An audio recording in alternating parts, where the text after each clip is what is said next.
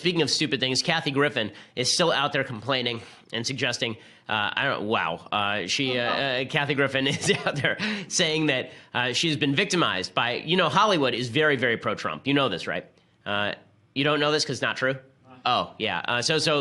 It turns out that she says she's not been able to get any work since holding up a severed head of President Trump, a mock-up of a severed head of President Trump that has less to do with the fact that Hollywood likes Trump, because they don't, than the fact that Kathy Griffin is terrible at her job. But now she's making a living running around complaining about how everyone is mean to her. So here we go. I think I should be able to get my life back. So I know I took a picture that offended a lot of people, but this wall of crap has never fallen on any woman in the history of America like it has on me. So, and by the way, I know about Eartha Kitt, and I very much encourage you to look her up. But even Eartha Kitt didn't have, like, Fox News. She's the most victimized woman in American history. Do you see her hotel room? Like, no. She's not the most victimized woman in American history, okay? She's not even staying in a Motel 6. Like, every person who has stayed in a Motel 6 is more victimized than Kathy Griffin. She's the most victimized woman in American history. In American history, according to Kathy Griffin. No wall of crap has ever fallen on anyone more. Not even like the 5-year-old black girls who are attempting to go to school in an integrated school in Birmingham. Even those girls, the wall of crap never fell on anyone quite like it fell on Kathy Griffin. Just astonishing self-centeredness in our media. And guess what? This is what we'll go back to. Okay, the default here, this is what's so angering. The default here is not seriousness about serious topics. The default is Kathy Griffin and LeVar Ball. That's the default, and the media will go back there and we'll forget about all the sexual harassment stuff, I fear. You know why? Because there's no rooted morality in the United States that requires us to abide by moral rules. There is no rooted morality that says you as a human being are worth more than this, women and men, that you have a soul, you have an immortal soul, and you are required by God, by nature, you are required to treat other human beings with respect and decency because they are worthy of respect and decency. We are an entertainment culture that treats people as disposable commodities, and then we're shocked when people are treated as disposable commodities. We should be shocked because every so often we're shocked into an awake state. I have a feeling that we're going to fall back asleep again, which is really Fast forward 4 years. On Tuesday, TMZ posted photos of comedian Kathy Griffin, who has helped host CNN's New Year's Eve coverage for a decade, holding a mock-up of President's severed head covered in blood. Griffin has a long record of anti-Trump sentiment, of course. In February, she told MSNBC's Chris Matthews, quote, "I'm a big resistor, and I don't believe in compromise with this president. I also think he's crazy. I think he's mentally ill. He's also an idiot." But this photo shoot crossed a rather obvious line. It celebrated Trump's prospective murder. Imagine if anyone on the right had done something similar with Obama. The outcry would have been deafening. Yet, the same people who ask for trigger warnings for material that might offend anyone, the same people who believe there's a rape culture that pervades America, the same people who say President Trump has incentivized a culture of political violence across the land, many of them are silent about Griffin's antics. Why? Because political violence is no longer taboo in the U.S. It's just another tactic to utilize when useful and denigrate when others engaged in it. That sentiment expresses itself on both sides of the political aisle. When Montana House candidate Greg Gianforte allegedly body-slammed a reporter, prominent conservatives, including talk show host Laura Ingraham, demeaned his victim as a wuss and championed Gianforte as a sort of stalwart man's man. When leftists attacked Trump rallies during the 2016 election cycle, the media attempted to paint them as the defenders of the common good against Trump himself. The overused phrase cycle of violence is often used by the press to refer to situations in which an aggressor acts violently and somebody defends him. But we've entered an actual cycle in political violent rhetoric, whereby the vileness of the left provokes a direct response from the right and vice versa, and it's getting worse. If you spend all day proclaiming that you're in a civil war with other Americans, that you're part of a resistance, it's only a matter of time until you become willing to look the other way at violence itself. If Americans aren't your brothers and sisters, if we disagree, then they will quickly become your enemies. Kathy Griffin may think it's hilarious to hold up a bloody head of the President of the United States, but she's tearing away at the social fabric far more than President Trump is. And those who backed her play are helping provoke their enemies to respond in kind.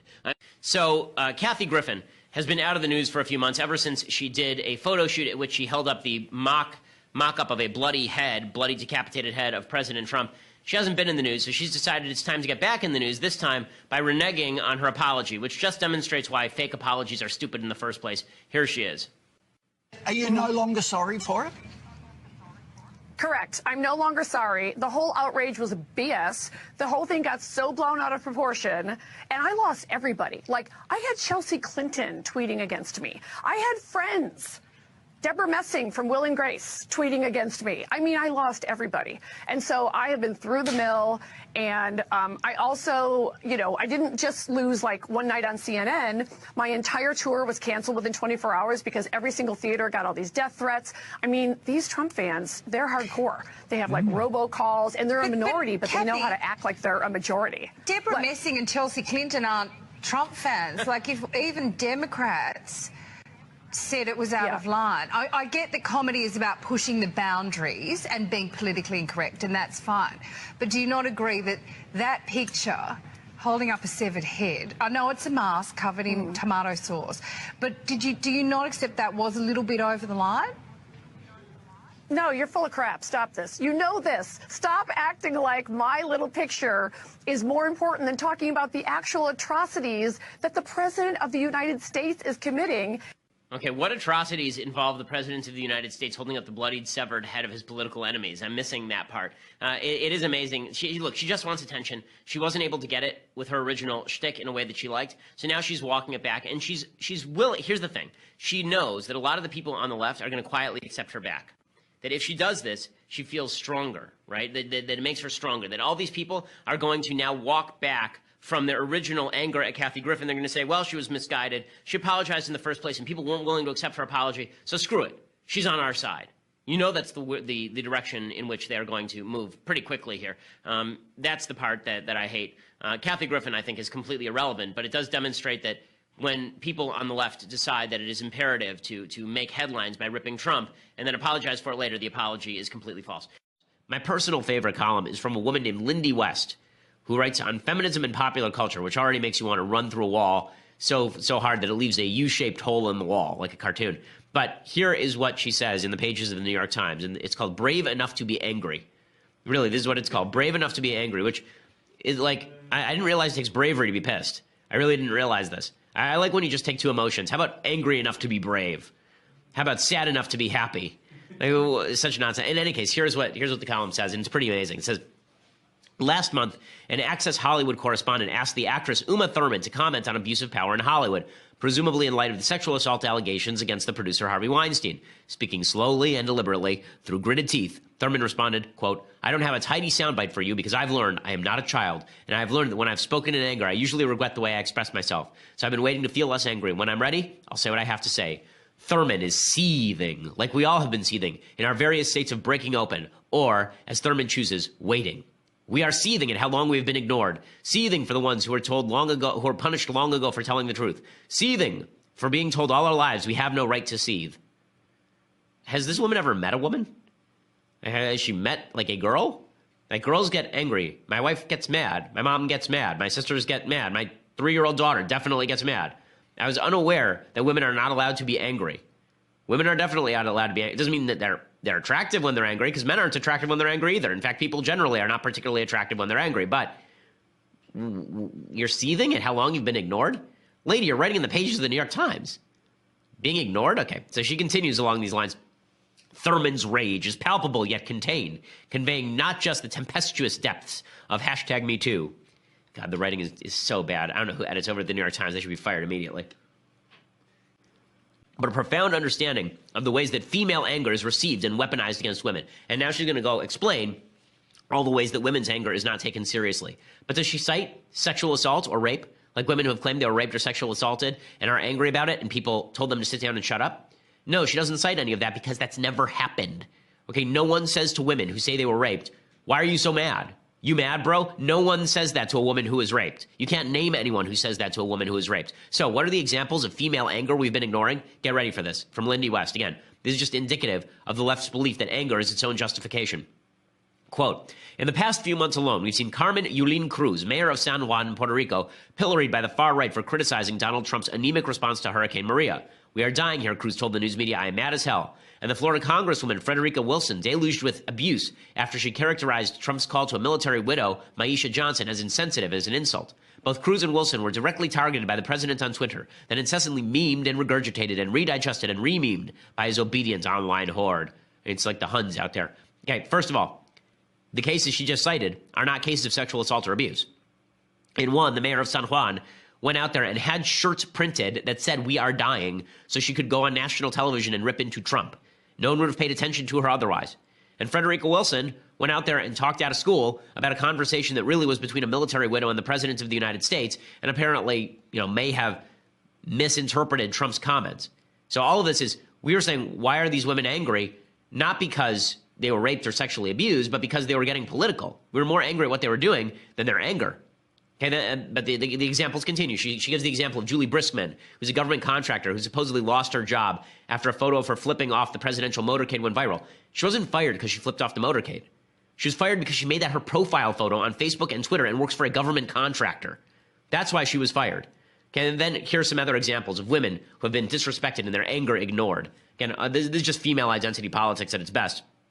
That if women are angry, we don't have to ask why they're angry or if the anger is justified. We just have to get out of their way and honor their anger. I don't honor anyone's anger. Really, I don't think anger is something to be honored. Not to quote Clavin too much today, but Clavin used a phrase I really like. He says, anger is the devil's cocaine, and I think that's pretty much correct. Okay, here's what it actually... So here are the other examples of female anger that we have been ignoring. Solange. Yes, really, Solange Knowles. Okay, we weren't ignoring her anger. She was beating the crap out of Jay-Z in an elevator, right? I mean, that's what was happening there. Britney Spears. I don't recall when we were angry at her anger. I just remember her getting, like, wildly out of control and attempting to beat on a paparazzi. Shanae O'Connor, the Dixie Chicks, Rosie O'Donnell. What does any of this have to do with sexual assault or us disrespecting their anger? Okay, then it says, we don't even have to be angry to be called angry. Accusations of being an angry black woman chased Michelle Obama throughout her tenure at the White House. Well, I mean, to be fair, in 2008, she did say that she was not proud of the country until it nominated her husband. That seems kind of angry to me. And if you watched any of her speeches in 2008, they were kind of angry. Later, she became kind of a model first lady. But at the beginning, she had a very different persona. It was very much like Hillary Clinton in her early years in the White House, and then shifting in her later years to be sort of more soft and cuddly. And then she finishes, the decades-long smearing of Hillary Clinton as an unhinged shrew culminated 1 year ago when, despite maintaining a preternatural calm throughout the most brutal campaign in living memory, she lost the election to masculinity's apoplectic id. Okay, so the smearing of Hillary Clinton as an unhinged shrew is not really a smearing. She's an unhinged shrew. Okay, like there have been actual reports of Hillary Clinton throwing lamps at her husband. Okay, Hillary Clinton apparently was not nice to Secret Service members. Hillary Clinton went out and complained about a vast right-wing conspiracy when her husband committed perjury while sexually harassing the help. Hillary Clinton, in this campaign, there's tape of her shouting into camera, "Why am I not up by 50 points?" We all remember when she did a speech calling half the population deplorables. Okay, Hillary Clinton is not a model of preternatural calm. You have to be crazy to think this. And then she says, this is my favorite line, like every other feminist with a public platform, I am perpetually cast as a disapproving scold. But what's the alternative? To approve? I do not approve. Right, because you're a disapproving scold. I mean, isn't that the definition? You're scolding me and you're disapproving. Like, what am I missing here? And then she says, not only are women expected to weather sexual violence, intimate partner violence, workplace discrimination, institutional subordination, the expectation of free domestic labor, the blame for our own victimization, and all the subtler, invisible cuts that undermine us daily, we are not even allowed to be angry about it. Close your eyes and think of America. Right? It's like America raping you, right? So Lindy West, again, this is endemic to the feminist left, this belief that anger is the driving force and they have a reason to be angry. She says that women are expected to weather sexual violence. Who expects women to weather sexual violence? Like, really, who is it that says, yeah, women are getting raped, big deal? The only person I can think of is somebody like maybe Gay Talese, the columnist who came out in defense of Kevin Spacey. But who is saying that intimate partner violence is okay? Or workplace discrimination? The expectation of free domestic labor, I don't even know what that means. Like, I expect my wife to actually help with the chores. I help with the chores too. Like, this is part of being an adult. Like, I understand Lindy West doesn't want to wash her underwear, but tough. Like, it's just insane. And finally, she says, we are expected to agree, and we comply with the paternal admonition that it is irresponsible and hyper-emotional to request one female president after two... So victimhood is like a magical elixir that makes any kind of behavior possible, justifies any kind of overreach or cruelty. It's like the perfect tool. Yes, and that was the theme of my book, Guilty, how victims had turned themselves into the aggressors and they thereby went around creating other victims. Victims are the biggest bullies in the country now. If you claim victimhood status, you have to leap out ahead and claim he who claims offense first wins. But it's really gotten so much more extreme, particularly with Trump. particularly with global warming. It's just become this druidical religion of the left. Although it was great, I love seeing the clips from Kathy Griffin's press conference today. I noticed that none of the networks showed it, whereas Fox News carried it live. Well, but it was just, I mean, part of it was you couldn't turn away. Right. It had a car crash quality to it. But it was so revealing of a mindset and a worldview. And Lisa Bloom kind of standing behind her, of course, needless to say, because her mom wasn't available, I guess, Gloria Allred. But she betrayed no sense of self-consciousness when, at a news conference to apologize for this act of rhetorical violence, she all weeping about herself. Yes, yes, yes, and said that this is the first time anyone's been attacked by a president. Maybe she hasn't heard of, you know, Kathleen Willey, Paula Jones, Linda Tripp. Matt Drudge was the first person sued by someone working in a White House. No, of course people have been attacked by White House, and I don't think it's an attack for Trump just to comment that his 10-year-old son had seen that disgusting image that wasn't funny and wasn't interesting, and oh, she was just so smug and thought it was so funny. Well, one of our favorite reporters here, James Rosen, got surveilled by the last administration. Now, the person I felt saddest for, in addition to just all 325 million Americans having to watch this, was Kathy Griffin's mom, and apparently she has a mom, and she's not in step with her daughter. Here's what Kathy Griffin said about her at the press conference. Fox News ain't got nothing on me. Although I think you should know, my mother, who thinks Fox News is real, is not speaking to me because she's in love with Tucker Carlson.